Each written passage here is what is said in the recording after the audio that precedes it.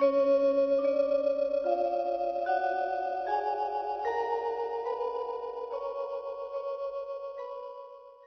สวัสดีครับFCมื้อนี้จะได้พามาติดตามแนวทางกับน้องลูกดิกให้น้องลูกดิกขอกับกุมารพายทองกุมารพายด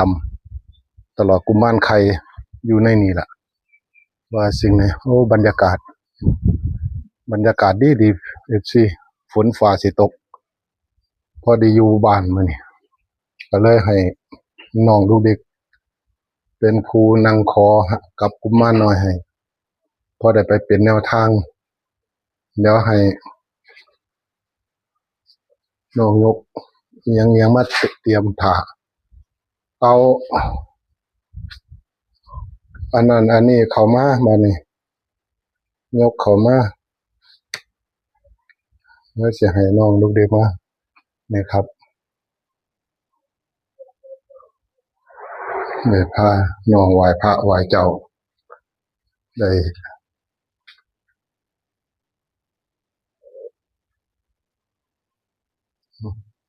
เดี๋ยวผมสิพาน้องลูกดิกจุดธูปจุดเทียน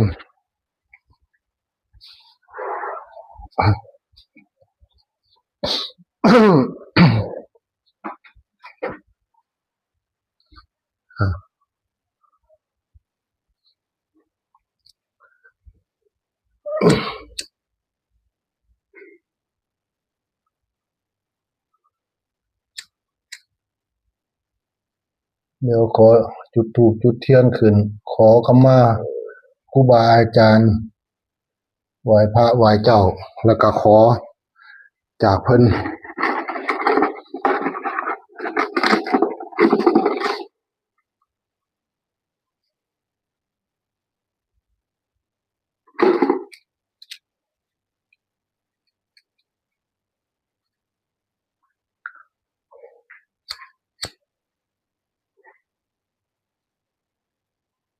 เอาขันดอกไม้ดอกไหลเข้ามาลูกเอ้ยได้มานั่งขอพรน้ำเพิ่นให้อันนี้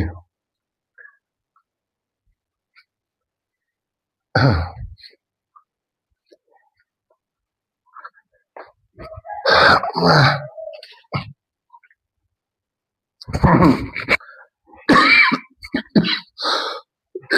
โอ้ยขวดดุนะขออนุญาตบากคำเด้อสาธุตัวละตัวสมาธิสาธุ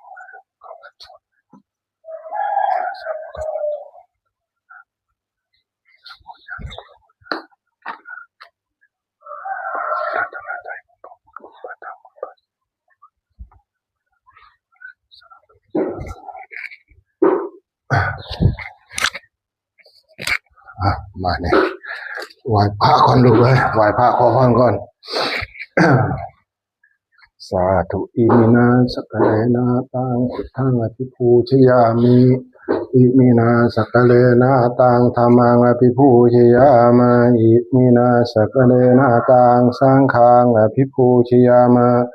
อะระหังสัมมาสัมพุทโธภควาพุทธังภควันตังอภิวาเทมิสวากขาโตภควตาธัมโมธัมมังนามาสามิสุปฏิปันโนภควโตสาวกสังโฆสังฆังนะมามิสาธุยกขันดอกไม้ขึ้นมานี่สิได้ขอพรน้ำเพิ่นสาธุหะเรทวานเมตังสเมตตาปะทันตาอาวิชิตากิตาปริตังพนันตุสักเคกามิจารูเปสิริสิขารตเตจันตาริเชวิมานีอิเปราเทจักามิตรวนาคหานิเขวัทุหิเชเตโอมาจยันตุเทวชราทลาวิสเมยาคาคัมพันพนาคา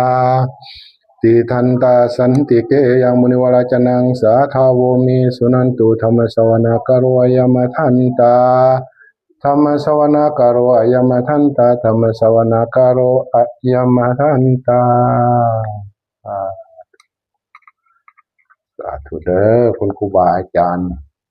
ผู้เพิ่นมีหูแก้วตาทิพย์อยู่ในนี้จงเปิดทางให้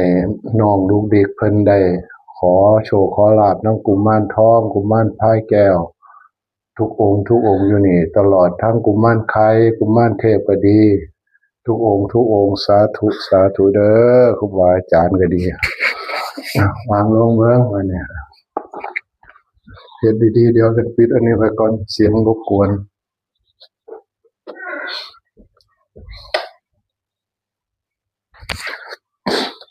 จัดดีๆเฮ็ดดีๆขันดอกไม้ดอกอะไรนะ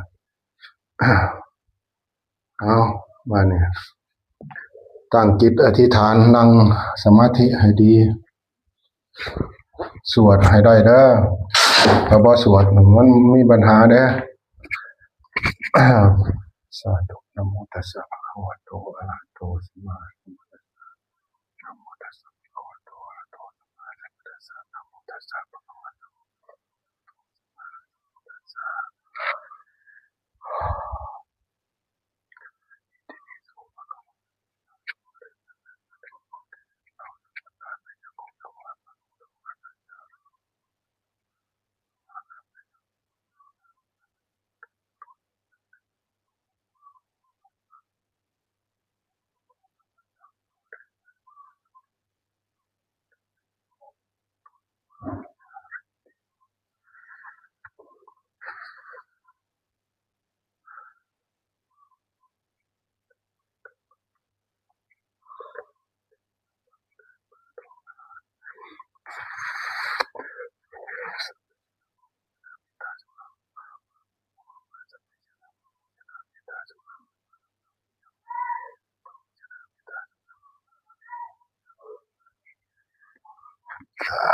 สาธุเด้อบัดนี้กุมารพายทองก็ดีกุมารพายดำก็ดีนิมนต์เด้อกุมารไข่โปรดภายซอยลูกซอยหลานซอยน้องลุงดิกให้ได้โชคได้ลาภเข้ามาขอ3ตัวตรงๆเบิ่งดูงวดนี้ให้ดังกึกก้องคือเขาเบิ่งดูมานี่ให้ขึ้นชื่อเลยซะกึกก้องเบิ่ง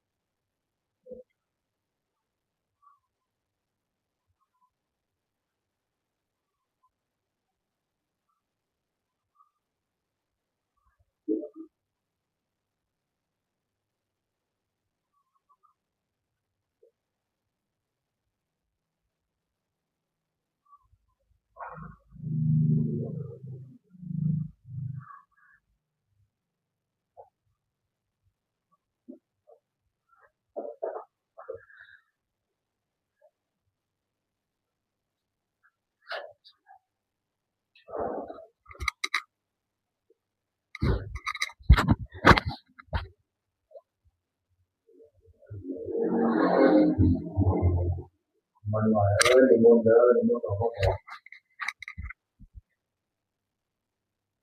นิมนต์ทุกองค์ออกมานิมนต์ออกมา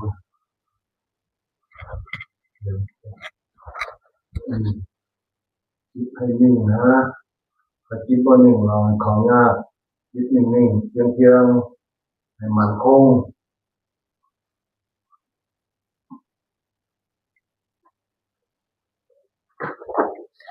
เป็นได้บอกคักๆให้มันเนียนๆ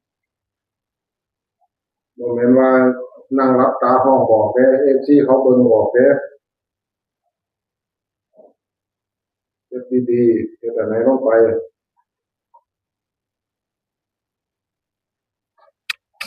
จงตั้งใจทำให้ดีที่สุดอย่าให้ FC เขาว่าเฮาได้ทุกสิ่งทุกอย่างให้มันมีที่มาที่ไป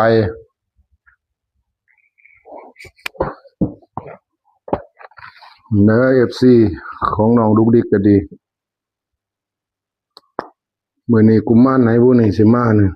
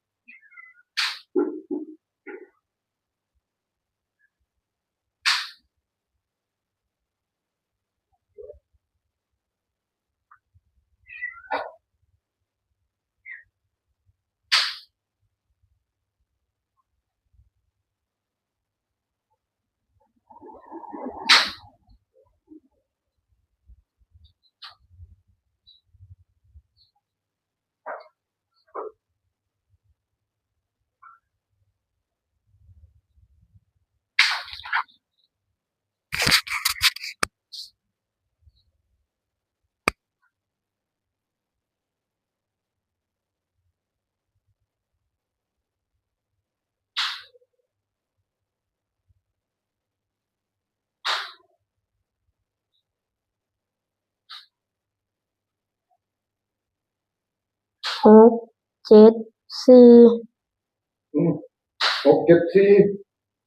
6 7 4กุมารน้อยๆเนาะ6 7 4นี่เนาะมันไข่ กุมารไข่เอาแท้นะกุมารไข่นะ6 7 4นี่นะ6 7 4 2ตัวเดียวกุมารไข่บ่มี6 7 4เนาะเดี๋ยวตัดให้ FC เอ้ยนี่7 4 7 4 6 4แล้วก็6 7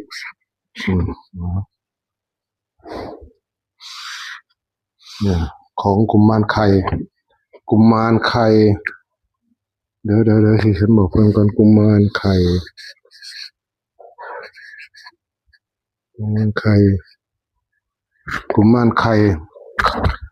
ให้โชคน้องดุกดิกงวดนี้มี6 7 4 FC ให้เบิ่งเอาเด้อทุกคนนั่นล่ะเนี่ยเพิ่นให้6 674เดี๋ยวสิขอล้างให้น้องก่อน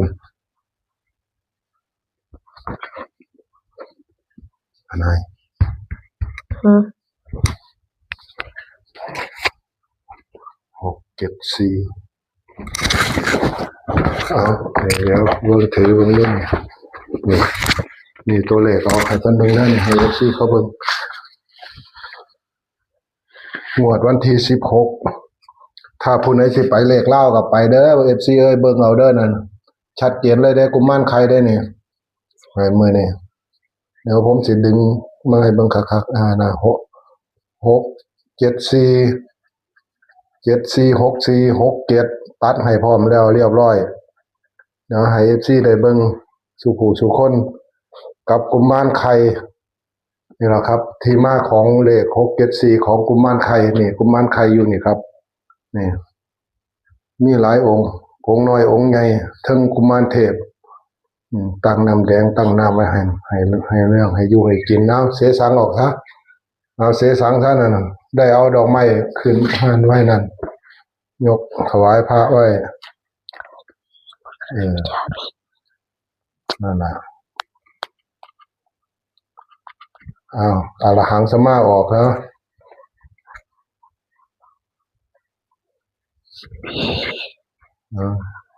เดี๋ยวให้น้องลูกเด็กได้ล่าออกจากเพิ่นมา